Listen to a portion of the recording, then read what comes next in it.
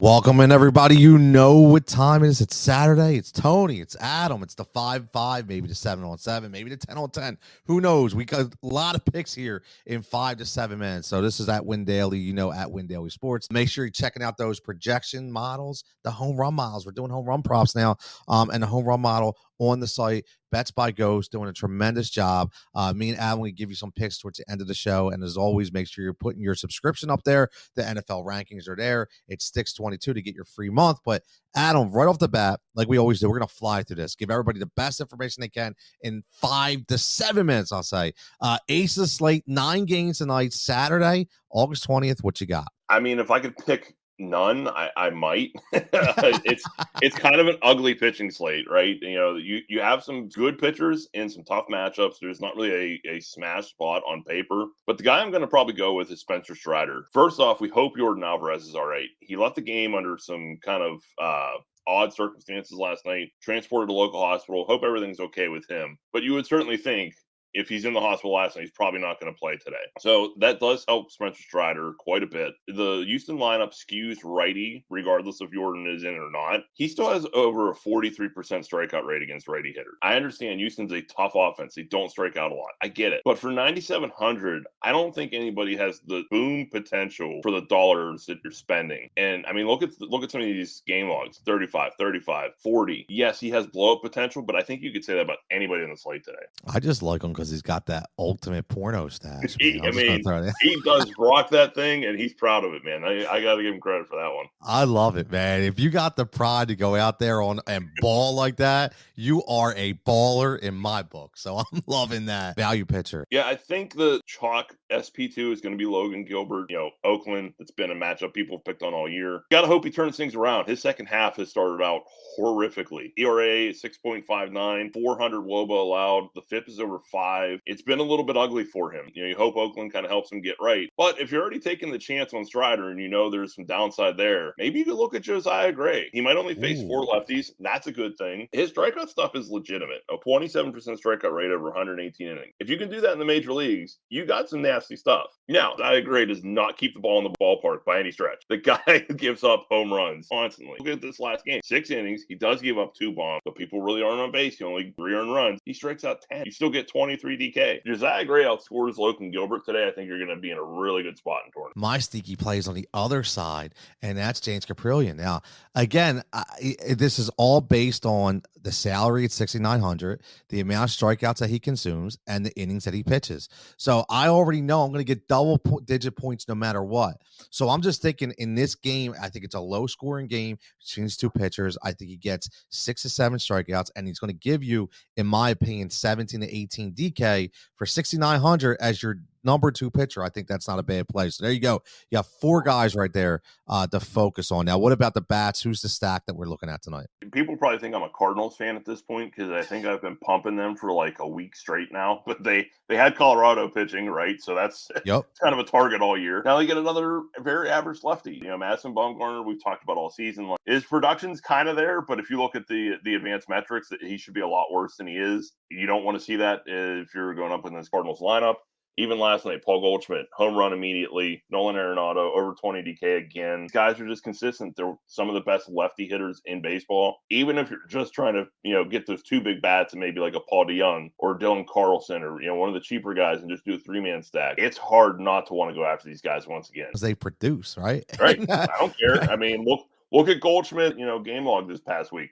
You haven't really gone broke if you've been rostering him even at 6K. Because you're looking 26, 19, 10, 18, 16, 28. Okay, I'm good here. Is there a sneaky stack, like we like to call them? Is there a stack that maybe nobody's looking at that we can start on the slate? So I don't know how sneaky it'll be. Justin Dunn is just a terrible pitcher. He really shouldn't be in the major leagues. The comeback is, well, the Pirates are a terrible offense. And you would be correct. They are not a good offense. But when you look at Justin Dunn, man, like he's going to face a lot of lefty hitters. That's just 5% K rate against the left side of the plate. His xFIP and his WOBA are just off the charts bad against lefty hitting right now. It's a 948 xFIP. His walk rate is 15% higher than his strikeout rate against the left side of the plate. I think he gets hit. That leads me into my first home run prop, and it's Brian Reynolds. The kid is hot right now. He's not necessarily the biggest home run hitter, but man, when he gets hot and he's making contact, that ball can fly off his bat. I think he gets another one today. I like that. Me and you were on the same page with the stat. My sneaky stack was going to be Pittsburgh as well. Listen, they've been hot. Dunn stinks. And the values, even Brian Reynolds, who absolutely goes off for 37, is still only 4,200. The highest priced Pirate is 4,200. I mean, if only we would have like a Verlander on this slate and a DeGrom that we could stack up, right? It would be nice.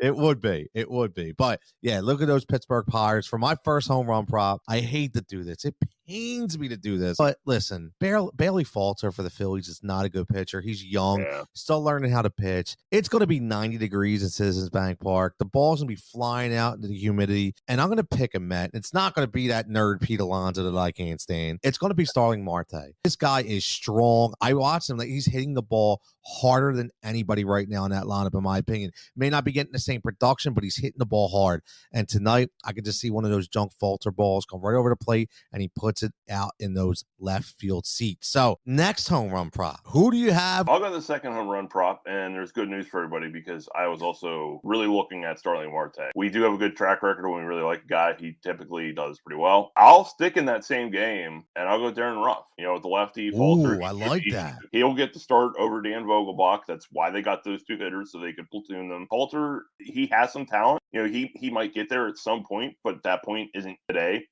2.7 home run per 9 against the right side of the plate. 652 FIP, well over 400.